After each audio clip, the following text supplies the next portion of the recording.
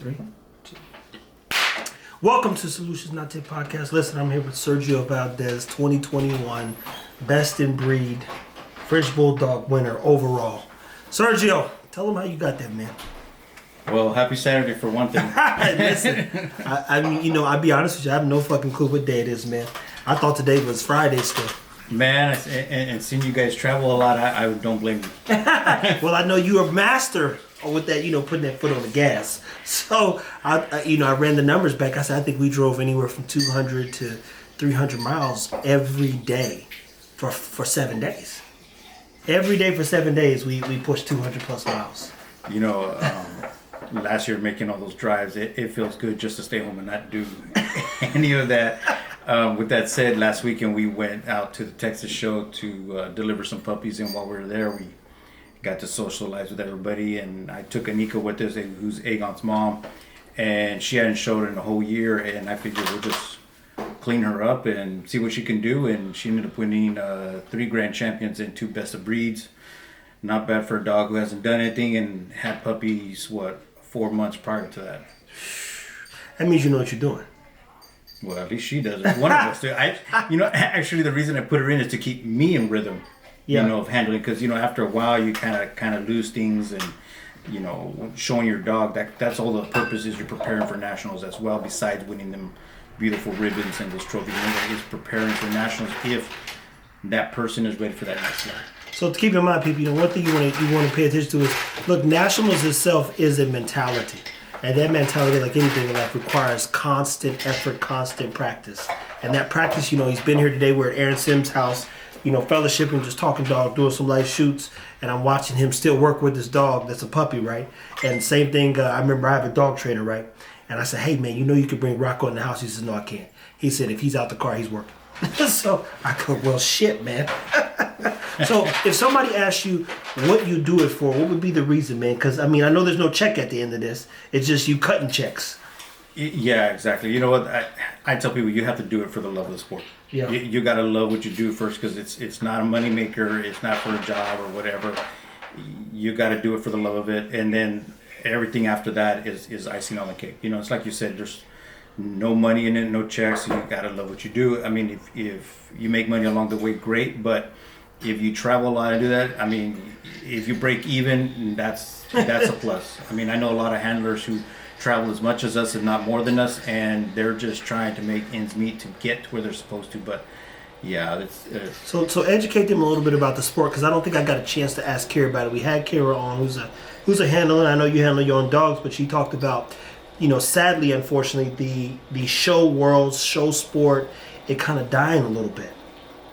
You know what? It is. So Kira and I, John, and my wife Claudia, and a few others, like Hannah and James and so forth, we would see each other every weekend. Kira and John being from California as well, so we would end up in Florida on the same weekend. And everything's a competition, but we all look out for each other when we're traveling. We're like, hey, we're traveling this day. Are you guys? Yes. Hey, if you guys need anything, let me know. Blah. So everybody keeps in communication with it, but.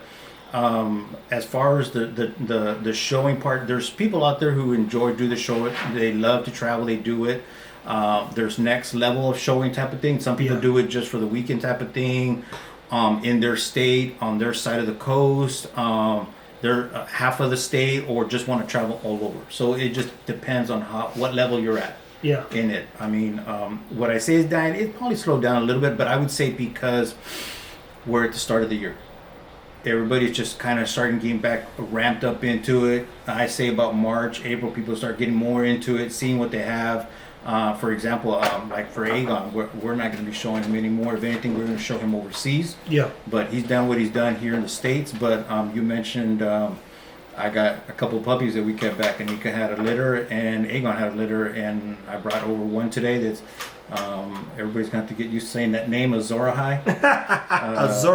Azorahai, the prince that is promised. And that's his full government name on his ABKC certification. That it is. And it is just like Aegon, we're Game of Thrones fans, and it just happens to be a name in there. We liked it, and you saw him today, me stacking him. He's 4 months old, and you pull out a treat, and all of a sudden he's doing a stack on his own. Yeah. Now the other thing that you talked about too is Aegon hit a 6 month mark where you can start showing the dog, right? And That is slowly but correct. surely he showed you what he could do. Very much so. Yeah, at 6 months we were actually I was waiting to show him about 10 months because I wanted more mature. But people were telling, you know what are you waiting for? He looks nice. He can do. And I was like, well, all right, we're gonna try it, and we did. And just like you said, he just took off the moment he touched the ground. And we were like, well, maybe it's just a fluke because things happen like that. Yeah. Depending who the judges are, the competition, and mind you, he had great competition that day. But then we kept going show to show to show, and he never stopped. So we went with it. So Azora High, which I would love to see him be in the same footsteps. I would not be set back if he wasn't. It would be great to kind of just take the weekends off a little bit, but you never know. So, and that's the motivating factor. If your dog wins, you're ready to work. I'm ready to work. Yes, we're ready to put in the work.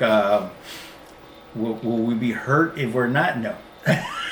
So, when did your obsession with dogs, come about? Because I tell people, anybody who does what you do what any of us do, for the sake of our dogs and in some sense our own mental peace, you got to be obsessed, which means people probably think you look fucking crazy. Yeah, if you talk to my mom or my parents or friends and stuff, or even coworkers, that's the first thing they ask you. Just kind of what you mentioned about the money portion of it. And when they find out that you don't win anything, no, not even $1 or whatever, they're like, well, then why do you do it? It's because I like it. I like what I do, and you get to hang out with people, and you go to these places. Then when they find out we went to Cancun, they're like, there was a show in Cancun. I'm like, yep. Shit, there's shows in Italy, Africa. There's shows all over the There's shows place. everywhere. It's just how much you want it. Where do you want to go? You meet new people as far as handlers, people showing, judges, hosts. It's all around fun. Yeah. So There's- that's the motivating factor. It's It is. camaraderie. It's a place for you to go and let loose and Right. compete a little bit still. And the competition. If you're into competing, you don't like to lose, and you keep going. It's adrenaline as well. So would you say that the competition itself is based on one's ability to either find a great dog or breed a great dog? We have to start somewhere, right? Yeah. So, everything is producing your own thing, but you have to start somewhere. So finding a great dog is the start. You're going to have to start somewhere. Yeah. Unless the dog just appeared in your house one day, but I kind of doubt. So you have to start somewhere, and it's finding the great dog to start with, whether it's fitting the standards. It comes from a breeding, showing home, show people, top line breeding, kennels, what have you. That's what I would suggest. I always tell everybody, besides the dog, what do the parents look like? What do the grandparents look like? I like consistency. Yeah. So if the dog looks one way, but the mom and dad don't, that's already a check mark for me. Well, that's also could be paper hanging too. And there you go. So that's why I want to see pictures. Yeah. I want to see. And then now that, we're into the show things, and some people will be like, well, that doesn't matter. But for me, people who show their dogs and they're at that next level, it says something. That means they take a little pride in what they're doing. Yeah, exactly. Well, it makes sense to me. It's good to have a standard of living, if you would, and be it I do too much for these dogs for nobody to see them. Exactly. That's the other thing. There's one thing to have dogs at home, and you hear people who just breed them and that's it. So I tell people, oh, you're just gonna be breeding them, and you need to do something with them. Because that's people get hit with that, like, oh, you're just a breeder, you need to get a job, you're just giving off your dogs, and so I see the comments, man. I've seen it myself, even that old ratchet, like, this is just, I'm like, sweetheart, I do all kinds of stuff. These dogs do not make or break me. But if my dog don't get pregnant, I'm not starving. Right? And it's just unfortunate you got those people who are out there ready to badger the people that are just offering a nice dog to somebody, open it up to the world, sort of say, Yeah. right? And then people are going to attack those people thinking that they're just living off their dogs. So then let me ask you this, because we know that right now the Frenchie is the number 1 or the number 2 most popular dog in the system. It's in the top 4 of top 5. Right. And everybody's doing it. And the primary way in which people are being introduced to it, because it's a way for you, as they say in the ghetto, get a bag. Hey man, you can get a bag off these Frenchies. You go, why Frenchies for you? Why Frenchies for me? Yeah, you man, why you choose that dog? I chose, well, actually my wife chose that dog. We were at a show in San Diego, and there was this black brindle male just not only winning the French, but he was winning best in breed, best in show. Period. And his name was Thomas, owned by Lydia. And, we saw him, and I said, well, if we're going to get one, we're going to get one like him, from him, or we're going to get a nice female and we're going to breed to him. Yeah. And we were looking around, and I saw a lady in the Ukraine, that had some, and they were all males, and I was like, well, I don't want a male. And so fast forward, she hit me up that she had a keeper, and she offered her to us, and which is Anika, and we got her, and we started showing her, and we took over with her, and we started doing very good things with her, and we got that itch, right? We met a lot of great people, competitors, and so forth, and it just evolved from there, because you always want to do better than what you did last time, and apparently we did with Aegon and his brother Wyatt. And now we have a new brood, I guess you could say, of puppies, and they're showing every bit of that promise as well. Yeah, and the promise is first and foremost, people, your ass got to do the work. The dog is as good as your ability, so the promising part is that he's taking the time to do the research, to connect and make the right choices. Right, and you said, why do we do it? I have bullies as well. I have the American Pit Bull Terrier, more of the game dog bloodline, and so performance is a thing for me. Ah, I love it. That's another reason why we sit down talking to people. I know you've got a history with those game dogs. I do. I've had them for a while. Started probably about 20 plus years back, at least. That's why I'm like the Frenchie, huh? Yeah. The dog who can't barely do too much of anything. So why the Frenchie? Because it's a combination of a bully. Because it depends what you get, right? So Thomas, I liked because he reminded me of just a shrunken bully. I mean, he was thick, front legs, chest, head. I mean, and then he looked like these show dogs that you see on TV. They had this dog trained very well, but he looked like a bully. And I figured, why have this 100-pound dog when you can have a 20-plus pound dog? Makes it a lot easier to have and so forth. And everything, feeding, carrying, all that. And you know what? And that's where we've been with that. And they're just a lot easier. Don't get me wrong. I still have my bullies. I still have an English Bulldog, and I have the American Pit Bull Terrier as well. But right now, the Frenchie is on top of our list only because what we got going right now. Yeah. But I have some work going into with the bullies as well, with Aaron at Fortuna, and that's what we've been doing as well. Yeah, that's good, man. And I know you guys are on to something, man. And it's working. It's working, to say the least, man. So what are some tips would you say you could give some people, or basic solutions, as that's what I call this, for getting ready to potentially show? Talk to them a little bit about the value of a dog and what it does for you, and why this is so important to you. First of all, everybody's got to start somewhere, whether you have the next show dog or just something that you want to get into. It's good practice, regardless what you have. And then when you get in there, you start seeing what you have to do different to improve. I mean, we all start somewhere. And so I see a lot of people who are just starting out, and they have either the next great dog or a dog that they can learn from and improve from. But to do better, you have to ask questions. You have to, whether it's the judge to ask, what can I do better? How can I improve? Or I've heard your other podcast where, you mentioned of having a mentor. Yeah. And the mentor will let you know that, hey, your dog is great, but it lacks that width or, that bone structure, whatever. I suggest doing this, whether it's breeding to the next best stud, or, vice versa. If you have a male and you're looking for a female, look for a female with bone and structure that produces puppies as well, like that. Mentors are huge, man. I mean, and that's why, I call Sergio when I have questions as well, but I think that was one of the missing links for me coming back into the breeding space, is finding the people who really know and care about the dog. Right. And that's just it too. You're gonna want a mentor who's gonna shoot you down the right way and not their way. It's not all about, like I tell people, people talk to me, I'm like, I'm gonna have puppies, but you don't necessarily have to get one of my puppies. Yeah. If you find something you like, hey, shoot me pictures. I'll look it over. I think I did that with you one time. I'll let you know which one of those puppies to sit on, keep an eye on, what have you. It doesn't necessarily have to be something of mine. Yeah. You want to steer them in the right way that they want to go, and if they want to stick to their stuff, great, even better for them. It's not all about making money off of those individuals. It's shooting them the right way, helping them out, making them, succeed in what they want to do as well. For me, I mean, we're only as good as our competition as well. Absolutely. There's no need going to a show and there's nobody really there, and they're It's telling no you, fun winning that way. right? Because at the end of the year, you're going to be competing at nationals where everybody's going to be at. So it makes no sense competing at a show where your competition's not. No. So you got to be okay taking an L or two every now and then. Right. Well, that's how we learn. The best experience is losing and learning from that. Absolutely. That's the best way to do it. And we took ours. I mean, there's times that we went to a show and we came back with nothing, but you know what, that makes you better, because I shoot video, or actually my wife shoots video of me, and we review that video. It's like what's it called, the instant replay, but more like right. What's it called? They do that in football where they go study film. Right. You study and see what you did wrong and how to correct it for the next one, and that's exactly what we did.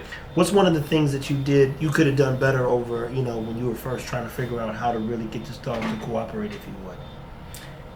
It's not necessarily to cooperate. It's, I think, me learning with Aegon, and because he was a young dog. Yeah, 6 months old. He was 6 months old. We're going against dogs who have been seasoned for a while, and me building confidence as well as myself. I mean, you talked about Kira, we talked about Hannah, Jamie, Lydia. These are individuals who have been handling for quite a while, have all that show experience. So I was going up against all these individuals, who have had this time. So I had to catch up. I had to be confident going in there. And I think a combination of everything. Learning with your dog, learning as a team. It's like you mentioned football. You can have every great player on the team at every position, but if you don't learn how to play as a team, you're not going to do as well. At all, my friend. And being a team player also, it goes back to that mentor. See, some people can't be mentored because they want to do it their way and they think they know the best. But I will tell you, 2 minds is greater than one. Right. Right. It is greater than one, and if you can get out of your own way, you can actually help yourself. And you mentioned, people who don't want to listen. So that was one thing, people offering advice, which I always listened to and I took. I could easily say, screw that, and I'm gonna do what I want to do, right? But if you're there to win and they see what you don't see, you have to listen and take all of that in and then apply it. Yeah. You can listen to yourself and try your best that way. I mean, it's all up to you, but listen to people who see what you're doing, and if they offer good advice, hey, take it. Listen, apply it, see if it works. If it doesn't, keep moving forward and ask questions. There you go. So what are some things that you would encourage others who are potentially getting into sport? And I keep going back to the sports side because I think the numbers are down. COVID's affected the ability for people to get together still and kind of experience things in totality. Totality means, for me, the facial expressions, mask being off, really seeing the joy and laughter amongst, the camaraderie that's built around this dog that connects us all. So when you say, hey, how big is the sport? I love numbers, so I'm looking at, what the numbers weren't that high. So how do we grow this thing? How's it going to sustain itself more so? So this past weekend we were in Texas, and I heard also in Vegas there's quite a bit of dogs at each show.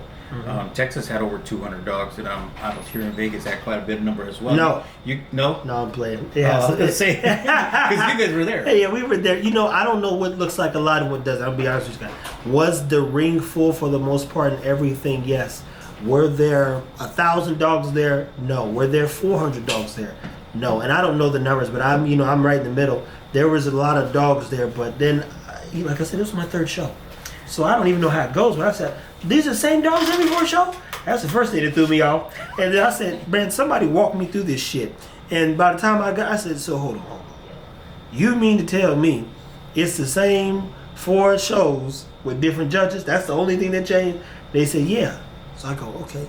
Why is that a good thing? Now, the beauty about it is we had Feltus on here, and Feltus walked us through the UKC doing that originally.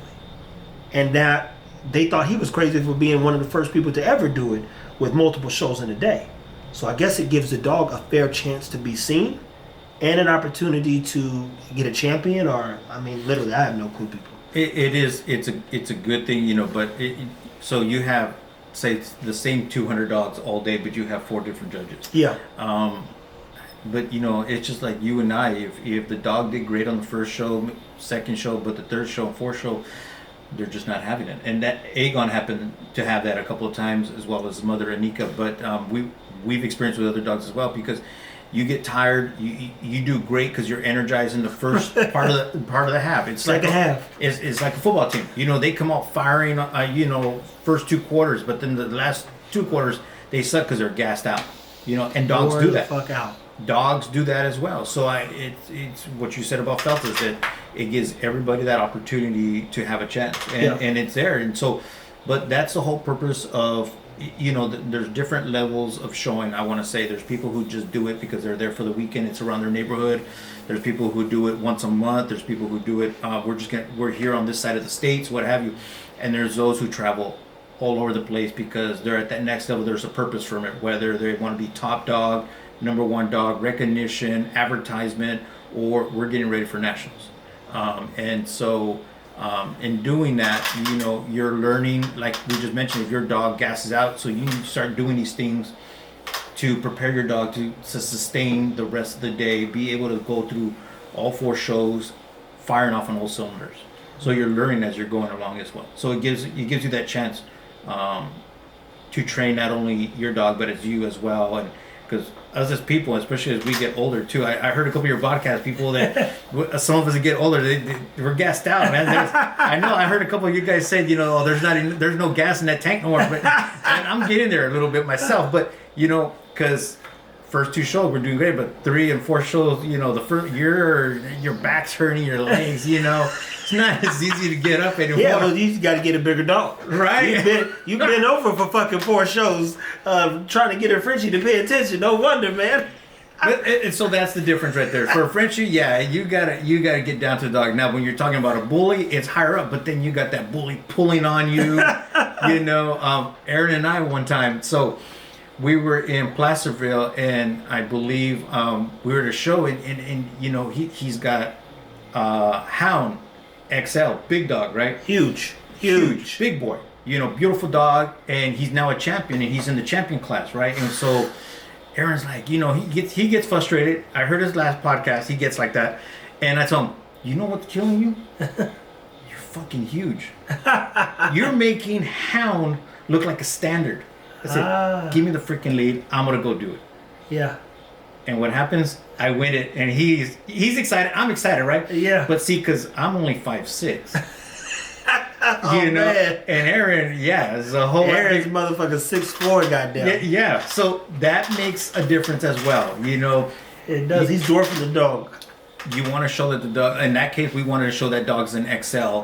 And with me it does show, and luckily, but there's a difference here. I'm muscling that dog. Yeah. If you see Kira, when she was showing Blue, the same thing. She by the end of the day, she was, tired from handling a dog like that. And I'm pretty sure Hannah with Zero as well. And it's just these dogs that are, are driven are going to be like that. So it's a whole different thing of show. However you want to look at it. It's just not just showing up and showing your dog. It's, learning to keep your dog, to stack, to still show that intensity, and controlling your dog. Yeah. So that's so funny, man. And we talked about that before, people, where even the color of your pants, making sure that your dog doesn't lose or blend in, and that you can bounce. Like, for instance, if you wear black on black, you got a black dog, that's a problem. That is one thing. So back in the day, in showing my American Pit Bull Terriers in the ADBA, I used to wear white jeans and a white T-shirt all the time, looking like Mr. Clean out there. That's it. And it's very easy to clean because you just bleach it and you're done, right? So this year, so I've always done that with my dogs here, but then I was like, you know what? Aegon being a black brindle, a dark black brindle, I'm gonna start wearing my lighter. I'm gonna wear white jeans. So my wife is always teasing me, my cousins are always teasing, and then Aaron as well. And so I brought him out in Kansas, and man, was I getting text messages, messenger. I mean, everybody just giving me a hard time, and it worked. It worked. That's all that really matters. Is I took a W, and y'all can take the L's. You guys can give me a hard time all you want. It worked for me. But I did it too with the different, the light grays, or baby blues, light yellows and what have you. And you're right. A lot of people don't understand that, and they show up in their jeans, a dark t-shirt. Hell, I've seen people wear jerseys, and but those people are there just for the weekend. The weekend warriors. Right. But if you want to improve, wear something that your dog's going to stand out against, because remember, it's you on one side of the dog, and then the judge. So the judge's not looking at you. He's not looking to see what you wear, or what designer clothes you have. It's all the whole purpose is your dog. Make that dog stand out. That's funny that you say that, man. When I was in Cancun, Gary Udit is one of the top judges in the NPC, like the judge, point blank. There's only 2 people above him in the whole thing. Back in the day, he was associated with Joe Weider and those guys. And so one question that he would tell the young ladies is, we don't judge down for breast size. So, focus on your physique. The other thing he told him, this is kind of off topic, but he said, you guys train the things you like. So the arms start growing, you're like, I'm going to stay there. So you'll lose symmetry and wonder why you keep losing. But you're like, I like my legs are growing, so I'm going to keep training that. We're judging symmetry, proportion, and quality at its highest level. Right. And that part right there. So moving on. The one thing that we continue to talk about as well is community and the importance of community. So I know that the people, from my understanding, the AKC, with no disrespect to those people, because I've never been to a show and I don't know anything, they say are a little bit more cutthroat, but it's more serious. And in the ABKC, there's more community, but there's more ego. So what are some things you think the community could do better so that it's about the dogs and not the people? Everybody's got to remember that we're there for the dogs. We're there to have a good time, showcase what we have, and have a good time. It's there for us to bring out, present what we have a good time. It's kind of that thing where, you're there to show your dog. You don't have to be best friends, but if you make a good friend, that's great. I mean, I have a couple of buddies that I would show. Craig Jackson, one of them, Lee, Lance.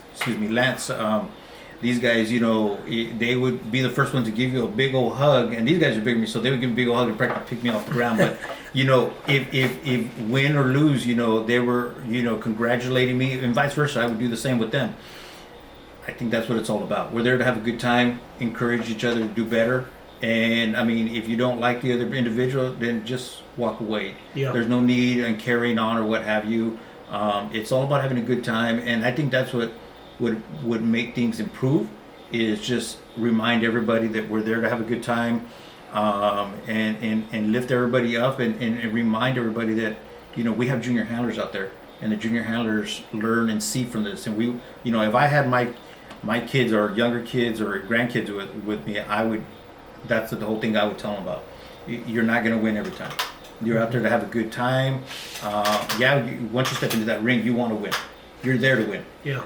After everything's said and done, we dust ourselves off. We get ready for the next one. It's not the end of the world.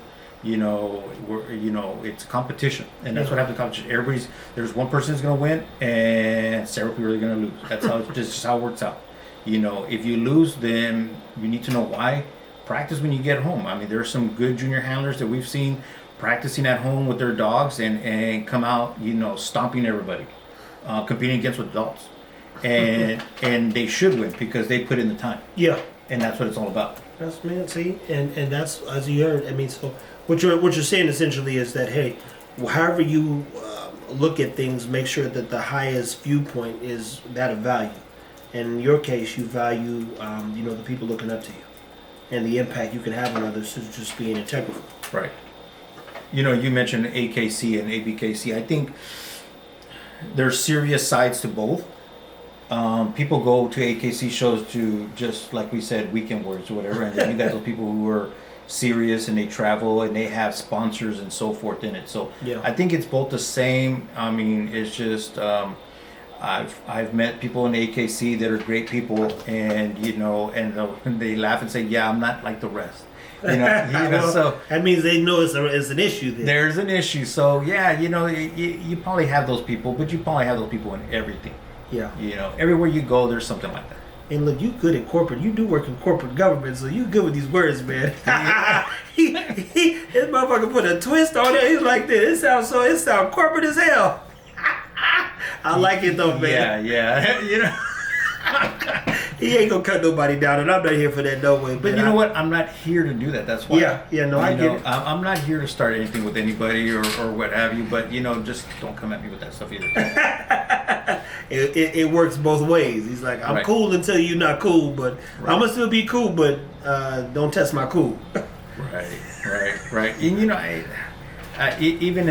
so I've had my experience, right? Yeah. But you know, it's learning to walk away from stuff and stay focused, because you're there for a certain, to do something, right? And in our case, we were there, you know, for Top Dog and winning. So how did that feel? Have you ever won Top Dog before? No, that was actually our first Top Dog. Anika was very close in 2019. Yeah. But once you get that taste, you know, and you're that close, you're like, you know what? Y'all cooked the steak in front of me. I ain't get to cut it and chew on it now. Right. So that was our goal. But we didn't think we were going to do it with Ego. We thought we were going to do it with Anika. You know, you thought you was gonna bring back a blast from the past, right? And then she'll just have a son who's watching her and know. But then again, that's what we breed for, right? Yeah. We breed to improve the breed, your bloodline, whatever it is that you're doing. Mm-hmm. You're building up your team, and we did that, and we're actually doing that now. I have 3 puppies that I kept, 2 of Aegon's and 1 of Anika's, and I mean they're already showing good signs. I mean, I have a big smile when I told you that right now, because you saw how I got when I was stacking them on sites. But this dude's in another place. I love when I see people. You know, I'm a movie head, right? So I don't know if you've ever seen the movie The Soloist. And it's with Jamie Foxx and Robert Downey Jr. says, do you remember the last time you were both that good at something and that in tune with it in such a way that it almost looks like you're somewhere else? Like you're somewhere else when you're in that state of creativity, focus, and just aspirate. Like you're inspired by your dog, which makes it easy. Like we gotta keep doing this. We gotta here go and bring her a little bit more. Let's go do a couple more. You know, it's hard to walk away from something that is pleasing to the soul. You know, and it is pleasing, and especially when you see that it's just it's progressing and it's doing better, and you just can't do anything but smile and feel good about it, because you know you're going towards what you're working for. Yeah. And so, what is the overall end goal at Crossfire Kennels? What's the how does this end? I mean, hopefully not in a death, but you know, I would say that, because I'm here to have a good time. I heard you guys last podcast and Aaron Sergio, talking. hey, look, this motherfucker remembers everything. He said, Trevor, I heard what you said about such and such. Oh, I listened. So I was listening to you and Aaron, and yeah. So I've been doing this for a while, but I've been doing it on my own, right? Uh-huh. And Aaron, you know, and to touch a little bit what he said, he is right. You know, we were always meeting each other at the shows and stuff, and he said, you know, hey, how about us hanging out? Don't worry, we're going to jump on here with Aaron next. I'm going to get over there, y'all going to sit and then talk. I'll say that for a little bit. Yeah, say that. That's part 2. We're doing a part 2 with Aaron and the Crossfire family, because, you know, as I said before, I reached out to Aaron moons ago. And you know, I'll tell a little bit, and then we'll go into more depth. But I'll say that one. Yeah, he was kind to me, and I tell you this, people, don't let social media get to your head. I say, you know, attention. I yelled this one time. I said, don't let it get to you. Don't let it get the best of you, because right now there are so many people who are seeking attention, and where social media is the equalizer, it's also can send you to hell. You know, and hell just means you lose yourself in this idea of trying to be someone you're not. You know, and that goes for everybody on there, not just the dog space. So, you know, I reached out to some people, and they weren't so. For one, they didn't know shit about dogs. I said, "Oh, you don't know shit. You just got a dog trying to tap me 7,000 and can't tell me nothing about the damn dog." I wouldn't say swear. I said, "Swear, I'm not new to this. I'm not a fool to this. I've been doing dogs for a long time. I just don't have nothing to show for. Because again, my bully, who's now 10, he, you know, he's done." He's done, and I missed the boat on him. It was a solid ass classic, and I never even thought about showing. And we had Midwest shows that a guy got him from, wanted to. He said, "Man, you should take him." And he had a prance about him that I know for a fact. The dog would have fucking. I mean, like he glides, flicks his wrist, still at 10 years old. And the sad part is you know, the bullies often die sooner than later. And I took him to the first show I ever went back to. It was just like some meetup thing in Dallas. But they was doing a show and they couldn't believe he was 7 years old. I said, this nigga still gives me 2 miles with the X-Dog vest and weights on. What you mean? He like, I gotta carry my dog to the bathroom. And he's 5. They were like, I have never even seen a bully live past 5. I said, why you think I stopped breeding them motherfuckers? Y'all motherfuckers went too far left. And I didn't like the direction it's going. So I love my dog. And that's where I lived. So now we're back here. But I speak dog. So that's how we get in 2 opportunities. Even be sitting down here with Sergio, and you put me on the Ruben, old Rubenstein, man. That's the thing. What we call that's the new word, Rubenstein. We got Aaron and we got Fred, and look, I literally messaged Fred off of Instagram, and I said, yo, let's rap real quick, man. What's your number? Something like that. And we ended up talking for like 3 hours the first day. I said, look, we're gonna go live tomorrow. I'm kind of pressured that way. You're like, save some of that. Yeah, exactly. See what I'm saying? And keep going down the road, I turned into you. Yeah. But listen, man, is there anything else that you'd like for them to know specific to you, your journey? I know you have a crazy support system, a wife who's right there with you, rocking and rolling. Before we get off here and get into part 2. So you mentioned, where do I see Crossfire? Yeah. We're going to continue. We're going to continue showing. Hopefully we have a competitive dog every year that we do this. Yeah. If we don't, we still go to hang out, support everybody, support the hosts, the people who show up for the shows, the different vendors there at the shows. We're there to have a good time. And then, part of going out is having a good time at dinner. Well, I always promise my wife a nice steak dinner, and no, we don't go to Sizzlers and stuff like that. We go to these different places, and that's the whole point. When you go somewhere, you don't want to go somewhere to eat that you can eat at home. Yeah. So we go out to have a good time. My wife and I, we go to hang out, and and if we have a dog that's doing well, great. If not, at least producing dogs that fit the standards. Yeah, I like a dog that is athletic. Oh yeah. And both on the Frenchie and bully side, or which? All of them. Yeah, I like a dog that can that's driven. Yeah. I like the dog that can compete. And when I say compete, doesn't get winded. Can run around. Chase after a toy, what have you, and not be gassed out. Yeah. And unfortunately, we live in a place that's very hot. Very hot. So our it's dogs, hot today. Yeah, it's you saw we had to put egg on awake after being out there in that sun. It's just. And mind you, I'm sweating too, people. It was warm out there, and yeah, the dog is black. The dog is black now. Black right. On black, no crime. He's hot. And you were sweating, and so he was. Can you imagine? And I'm wearing black. Right. So I Crossfire Kennels. I just. We're gonna be a small kennel. Aaron and I and family and. Just going, hanging out, having a good time, and continue to have nice dogs that people can either feel comfortable coming to either one of us and picking up one and being competitive, or have the best couch potato right there and to hang out with on a cold winter. A good family dog that's going to protect the house and so forth. I mean, just that. I mean, yeah. Look, that makes sense. I mean, that's the only way to do it, man. I like breeding to put the right dogs in the right spaces. I have no interest in trying to make a life out of it in terms of profit. Right. And the smaller you are, the more clear the more clear things are a lot of times. You ain't got to get confused or get into arguing with nobody, go back and forth. But that's a whole other thing. We're going to get into that in the second part. So, Sergio, listen, man, I thank you so much for sitting down. Thank you. Having a conversation with us. I appreciate you supporting. Again, people, I sit on the True Beast podcast with Stan, X-Dog Smith. And we do something every week where we are dropping gems, dimes, and working through things, talking life, business, and more dogs. Dog nutrition, dog health, dog wellness. And Sergio is a veteran in just the experience you have alone with dogs, coming from that space where I think one of the best dogs you could ever own is a pit bull. I don't care what nobody says. That heart. Yeah. The heart on that dog is, I don't care what nobody says. And I think the ones who are really in the dog, everybody had a pit bull, and I mean a good one. Not the shit they try to sell on TV. I mean a good pit bull. And matter of fact, my oldest pit bull is with the family. She's 13, going on 14.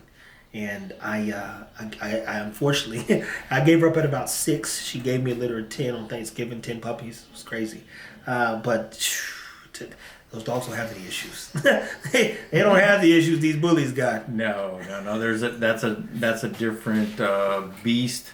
But it's something you can look at and just smile and just the heart on those dogs breathe joys. I mean, I've seen dogs back in the day when we started in the weight pulling competition. I've seen I believe a dog named Bone from Dagger Kennel with Omar Ross.